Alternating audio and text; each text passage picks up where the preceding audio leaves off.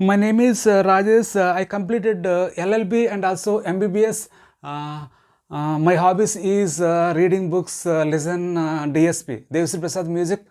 So ఇలా కొంతమంది ఈ tell me about your self answer చెప్పేటప్పుడు ఇలా కన్ఫ్యూజ్ అవుతూ ఉంటారు, చెమటలు పట్టేస్తుంటాయి. ఆ నెర్వస్నెస్కి ఫీల్ అవ్వడం వల్ల వాళ్ళకి కంటెంట్ ఉన్నా సరే చెప్పలేని పరిస్థితిలో ఉంటారు. సో అటువంటి వారి కోసం ప్రత్యేకంగా ఫ్రెషర్స్ కోసం ఈ tell me about your self అనే క్వశ్చన్ని మనం ఇంటర్వ్యూలో ఫేస్ చేసేటప్పుడు ఏ విధంగా సమాధానం చెప్పాలి అనే విషయంపై ఎక్స్క్లూజివ్గా ఈ వీడియో చేయడం జరుగుతుంది. Friends, the first impression is the best impression అంటారు. అంటే మనం ఇంటర్వ్యూ స్టార్టింగ్లో అడగబోయే ఈ ప్రశ్నకి మనం సరిగ్గా సమాధానం చెప్పినట్లయితే మిగతా ఇంటర్వ్యూ అంతా సవ్యంగా సాగుతుంది, మనం ఖచ్చితంగా జాబ్ కొట్టేయచ్చు. సో అందువల్ల ఈ ప్రశ్నకు మనం సరిగ్గా సమాధానం చెప్పగలిగితే మనకి చాలా ఎక్కువగా విజయ అవకాశాలు ఉంటాయి. అయితే చాలామంది రకరకాలుగా ఈ టెల్ మీ అబౌట్ అసలు గురించి చెప్తున్నారు. అయితే నేను కొంతమంది హెచ్ఆర్ని కన్సల్ట్ చేసిన తర్వాత ఒక ప్రాపర్ వేలో, ఒక ప్రాపర్ ఆర్డర్లో నేను మీకు ఈ వీడియోని అందించడం జరుగుతుంది, ఎలా ఈ టెల్ మీ అబౌట్ అవర్సెల్ఫ్కి ఆన్సర్ చెప్పాలనే విషయంపై. అలాగే దీన్ని సెల్ఫ్ ఇంట్రడక్షన్ కూడా చెప్పవచ్చు. ఎందువల్లంటే స్వీయ పరిచయం అంటారు. ఎందువల్లంటే మనల్ని మనం పరిచయం చేసుకుంటున్నాం ఆ ఇంటర్వ్యూ బోర్డుకి, ఇంటర్వ్యూయర్కి. కాబట్టి దీన్ని సెల్ఫ్ ఇంట్రడక్షన్ కూడా చెప్పొచ్చు. ఈ సెల్ఫ్ ఇంట్రడక్షన్లో భాగంగా లేదా ఇంటర్వ్యూలో అడగబోయే మొట్టమొదటి క్వశ్చన్ అయినా టెల్ మీ అబౌట్ యువర్ సెల్ఫ్కి మనం సమాధానం ఎలా చెప్పాలి అనే విషయంపై మీకు ఒక 10 సూత్రాస్, అంటే ఒక 10 సూత్రాల ద్వారా మీకు చాలా క్లియర్గా నేను ఎక్స్ప్లెయిన్ చేయడం జరుగుతుంది. జాగ్రత్తగా వినండి, అలాగే వీడియో పూర్తిగా చూడండి. అలాగే ఈ వీడియోని మిగతా ఫ్రెండ్స్ ఎవరైనా ఇంట్రెస్ట్కి వెళ్ళే వాళ్ళు ఉంటే వాళ్ళకు కూడా షేర్ చేయండి. మీకు వీడియోస్ నచ్చినట్లయితే learn English Venkata channel subscribe చేసి వీడియోస్ వాచ్ చేస్తూ ఉండండి. ఓకే ఫ్రెండ్స్, ఇప్పుడు నేను ఆ 10 సూత్రాస్, అంటే ఆ 10 సూత్రాలు ఏంటి, అంటే 10 సూత్రాలు ఏంటి, అలాగే మనం ఈ tell me about your self answer చెప్పేటప్పుడు ఎలా మనం వాటిని 1 by 1 చెప్పాల్సి ఉంటుంది అనే విషయంపై ఇప్పుడు మీకు చాలా క్లారిటీగా ఎక్స్ప్లెయిన్ చేయడం జరుగుతుంది. చూడండి. మొదట మనం గ్రీటింగ్స్ తెలియచేయాలి. గ్రీటింగ్స్ అంటే మనం ఎప్పుడైతే ఇంటర్వ్యూ వాళ్ళకి వచ్చామో వచ్చిన వెంటనే ఆ సందర్భం బట్టి, ఆ రోజు ఉదయం అయితే గుడ్ మార్నింగ్ సార్, ఒకవేళ ఆఫ్టర్నూన్ అయితే గుడ్ ఆఫ్టర్నూన్ సార్ అని చెప్పి ఇలా చెప్పాల్సి ఉంటుంది. యాక్చువల్గా సార్ అని చెప్పకూడదు, సా అని పలకాలి. ఎలా పలకాలి? సా. Good morning sir, good morning ma'am, not madam, ma'am, good morning ma'am, good afternoon ma'am అని చెప్పి చెప్పాల్సి ఉంటుంది. ఇలా మనం ప్రొనౌన్సియేషన్స్లో కూడా చాలా జాగ్రత్తగా ఉండాలి. అంటే మనం కొన్ని వర్డ్స్ని ప్రొనౌన్స్ చేసేటప్పుడు కూడా చాలా జాగ్రత్తగా మనం పలకవలసి ఉంటుంది. దాన్ని బట్టి ఆ ఇంటర్వ్యూయర్ మన యొక్క కమ్యూనికేషన్ స్కిల్స్ని అంచనా వేయడం జరుగుతుంది.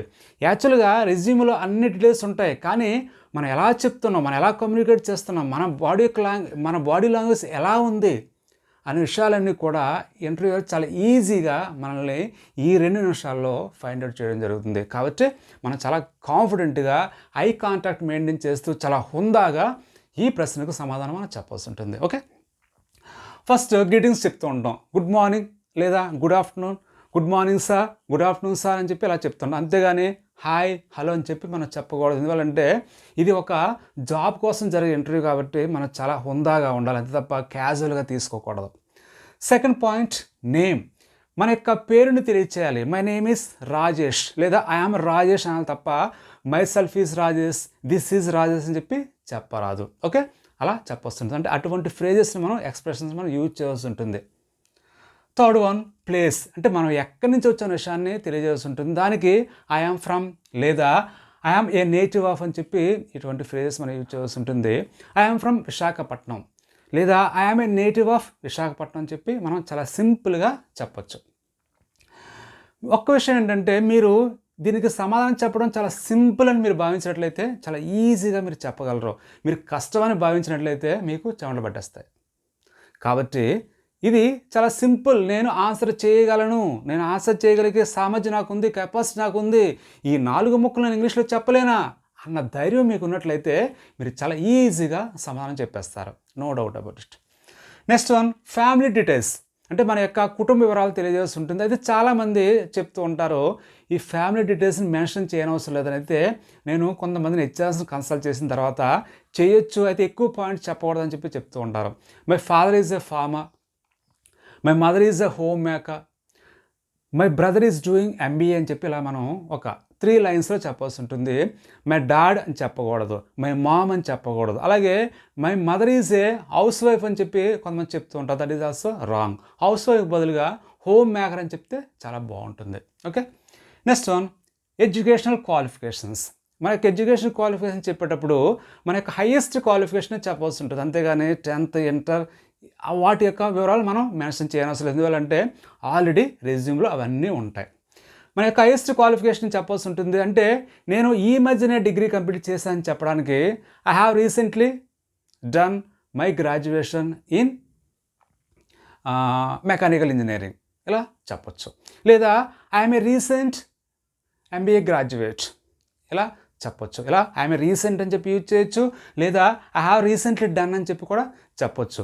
లేదా I did my post graduation in commerce in 2021. అంటే మనం ఒక ఇయర్ మెన్షన్ చేయదలిస్తే, పర్టికులర్ ఇయర్ మనం మెన్షన్ చేయదలిస్తే ఇలా ఐ డిడ్ యూజ్ చేయాలి. అలా కాకుండా మన ఇయర్ మెన్షన్ చేయకపోయే ఉద్దేశం ఉన్నట్లయితే రీసెంట్గానే పూర్తయిందని చెప్పడానికి ఇలా మనం హ్యావ్ రీసెంట్లీ డన్, లేదా ఐ హ్యావ్ రీసెంట్లీ ఫినిష్డ్, లేదా I have recently completed my graduation in some course అని చెప్పి మనం అలా చెప్పాల్సి ఉంటుంది. Okay, that is the most important point.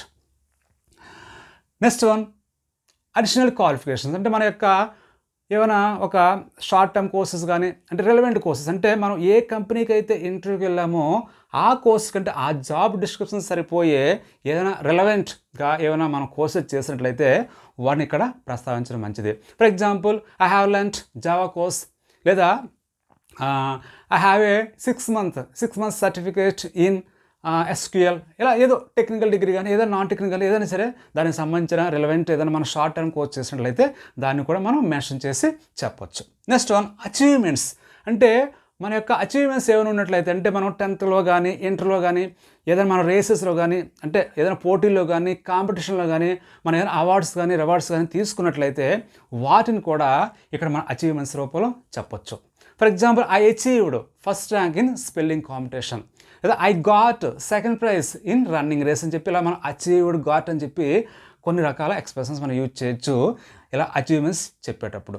Next one strengths. అంటే మన యొక్క బలాలు, అంటే మనకైతే ఏవైతే పాజిటివ్గా మనకి లక్షణాలు ఉన్నాయో వాటిని మనం ఇక్కడ బలాలుగా అంటే స్ట్రెంగ్స్గా మనం చెప్పొచ్చు.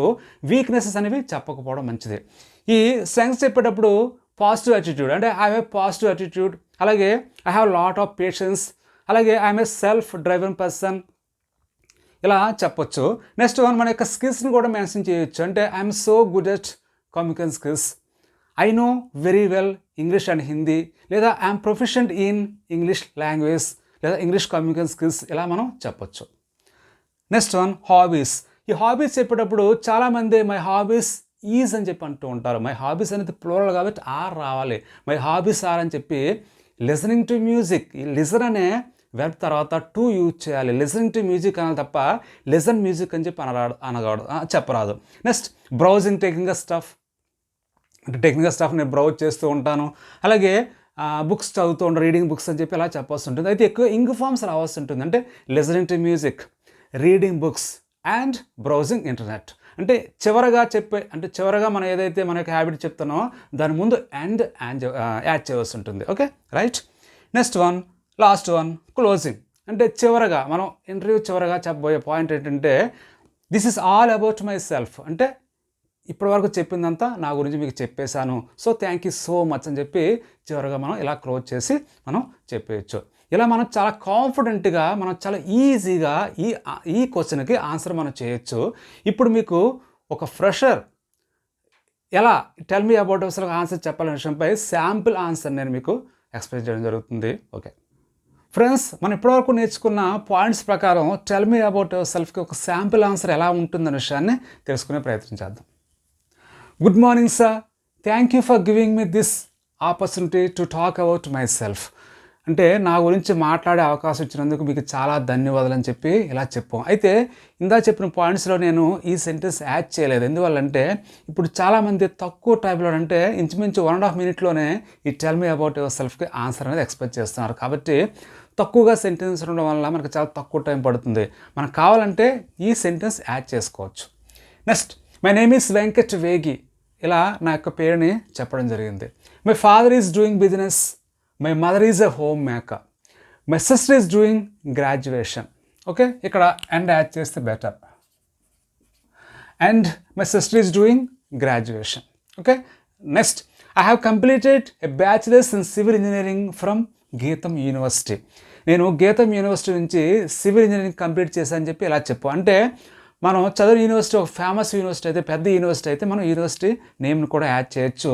ఇలా సివిల్ ఇంజనీరింగ్ అంటే సివిల్ ఇంజనీరింగ్ గ్రాడ్యుయేషన్ చేశానని చెప్పి ఇలా నా యొక్క క్వాలిఫికేషన్ ఇక్కడ చెప్పడం జరిగింది.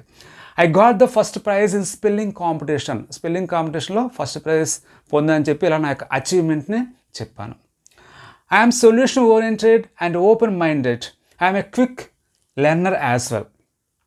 ఇలా నా యొక్క స్ట్రెంగ్స్ని ఇక్కడ చెప్పడం జరిగింది. నేను సొల్యూషన్ ఓరియంటెడ్గా ఉంటాను, అలాగే ఓపెన్ మైండెడ్గా ఉంటాను, క్విక్ లెర్నర్ అంటే తొందరగా నేర్చుకుంటాను ఏదైనా. I like to enjoy working with others అంటే మిగతా వాళ్ళతో పనిచేయడాన్ని నేను ఇష్టపడతాను, ఎంజాయ్ చేస్తాను అని చెప్పి ఇలా చెప్పాం. Next my hobbies are listening to music, reading books and learning new languages. నా యొక్క హాబీస్ని ఇక్కడ తెలియచేయడం జరిగింది. మ్యూజిక్ వినడం, బుక్స్ చదవడం, అలాగే కొత్త భాషలు నేర్చుకోవడం అని చెప్పి ఇలా చెప్పాను. ఇక్కడ చూడండి అండ్ అంటే లాస్ట్ హాబీ ముందు ఇక్కడ అండ్ యాడ్ చేశాను. Next this is all about my self. Thank you so much sir, thank you so much ma'am. ఇలా మనం సింపుల్గా ఈ tell me about your self అనే క్వశ్చన్కి ఈజీగా సమాధానం చెప్పొచ్చు. ఇలా మనం చాలా ఈజీగా సెల్ఫ్ ఇంట్రడక్షన్కి మనం చెప్పొచ్చు. మన సెల్ఫ్ ఇంట్రడక్షన్ ఈ విధంగా ఇవ్వచ్చు. ఫ్రెండ్స్, ఇలాంటి మరికొన్ని క్వశ్చన్స్ అంటే ఇంటర్వ్యూలో ఎక్కువగా కామన్గా మనం ఫేస్ చేసే క్వశ్చన్స్ తీసుకొని వాటికి ఆన్సర్స్ ఎలా చెప్పాలనే విషయాన్ని నెక్స్ట్ కమింగ్ అప్ వీడియోస్లో కూడా నేను ప్రత్యేకంగా ఎవరైతే ఇంటర్వ్యూకి వేస్తున్నారో వాళ్ళ కోసం ప్రత్యేకంగా తయారు చేయడం జరుగుతుంది. ఫ్రెండ్స్, ఈ వీడియో మీకు నచ్చినట్లయితే లైక్ చేయండి, అలాగే కామెంట్స్ కూడా చేయండి ఎలా ఉందో. నెక్స్ట్ ఏంటంటే మీకు ఎటువంటి డౌట్స్ ఉన్నా మీరు తెలియజేసినట్లయితే కామెంట్స్ రూపంలో నేను ఖచ్చితంగా వాటికి ఆన్సర్ చేయడం జరుగుతుంది. అలాగే ఎవరైతే ఇంట్రెస్ట్కి వెళ్తున్నారో వాళ్ళకి ప్రత్యేకంగా ఈ వీడియోని సెండ్ చేయండి, అలాగే షేర్ చేయండి. Thank you so much for learning. Take care, keep learning.